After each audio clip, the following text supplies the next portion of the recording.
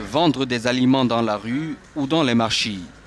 Des activités simples mais qui sont une source de revenus importante permettant à beaucoup de subvenir aux besoins de leur famille et de sortir de la pauvreté.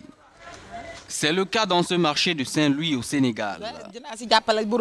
Je suis vendeuse ici et ce que je gagne m'aide à satisfaire aux besoins de ma famille. Ces petites activités sont souvent rendues possibles grâce au microcrédit qui prouve que la finance peut aussi être au service de l'humain. Non, mais le microcrédit est un instrument qui est devenu mature maintenant et qui a fait ses preuves en Afrique.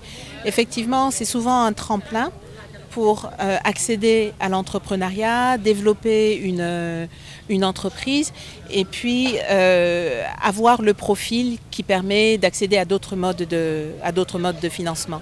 Je pense que pour tout, en Afrique et comme dans les autres pays en développement, c'est un instrument financier qui est devenu incontournable. À côté de modes de financement alternatifs comme le microcrédit, il y a les nouveaux venus comme le crowdfunding ou financement participatif. De parfaits inconnus aident à financer un projet par le montant de leur choix. Un secteur en plein essor en Occident, mais qui fait ses premiers pas en Afrique.